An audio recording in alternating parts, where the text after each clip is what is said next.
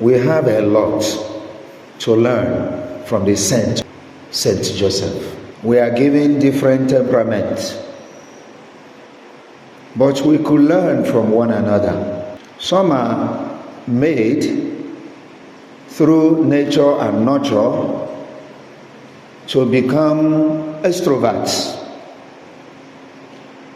very extrovertic in nature, very lively.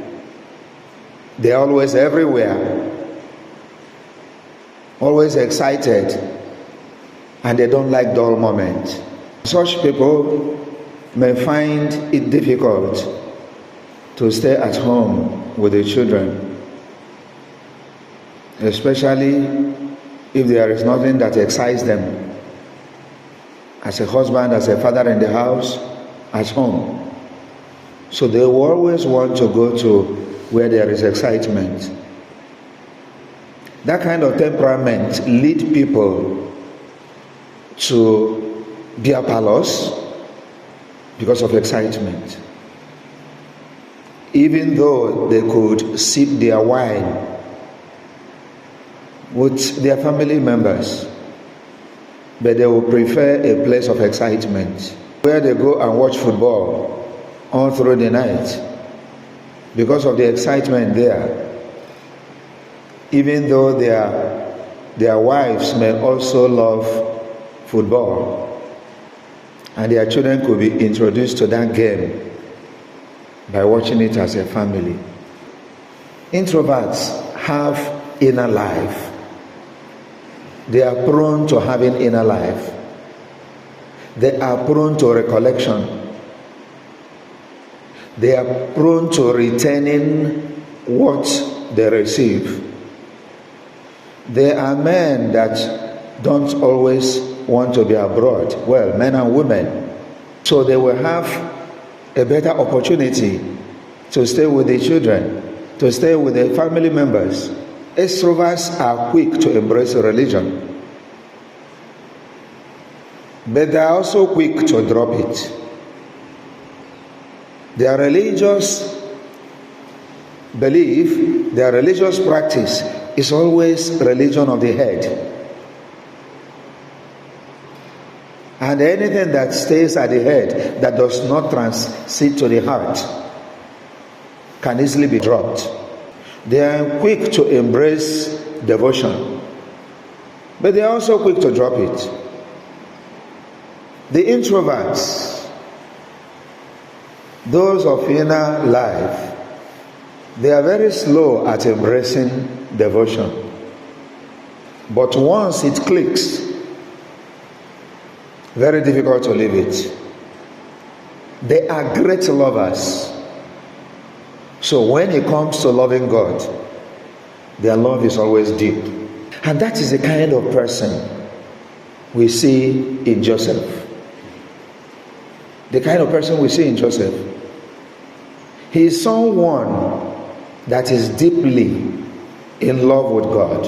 If he were not a pious man, if he were not a man of inner life, he would have sacked Mary even before receiving revelation from God. The situation will not allow an extrovertic man to receive message from God, because he is prone to act quick, and he would have destroyed what God is planning for the family. He even planned to divorce Mary informally, let nobody know. That is that kind of man. They don't throw their private life aboard. Joseph was also a silent man, a man of silence. Silence is easy practiced by an introvert, much more than an extrovert. An extrovertic person does not like silence. There must be something that is making noise somewhere. If people are not making noise, at least chairs should be making noise, or even plates, because they don't like silence. But Joseph was a man of silence, If you search the whole scripture, you will not find where it is said that Saint Joseph, the husband of Mary, the foster father of Jesus Christ, said this. He was a man of silence and a man of action. And silence is what we lack in our world of today. Even in the church, people no longer practice holy silence. It is in silence we'll be able to contemplate, meditate, reflect, and wait on the Lord, so that we may also receive from God. A lot of prayers are said in the church today, but I doubt if we listen to God. Some people will jump into the church, shout and talk to God and say, God, thank you for giving me this opportunity to speak to you. Off they go. They don't have time to sit and maybe hear from God or listen to God. If you check every aspect of our spirituality, if you check every aspect of our Catholic life, it's all about silent contemplation. It's all about quietness. It's all about waiting on the Lord. Think of our prayers. The rosary is about contemplation. Adoration of the Blessed Sacrament is about contemplation. The Eucharistic celebration, very silent, very solemn, is about contemplation. And such disposition helps us to encounter God. It gives God opportunity to speak to us. Religion has become like a leafy plant without fruit. We are very noisy, but with little fruitfulness.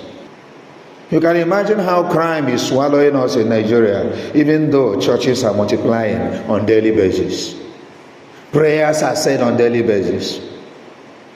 Is it not possible that all these are multiplying and we are suffering more because we are not listening to God?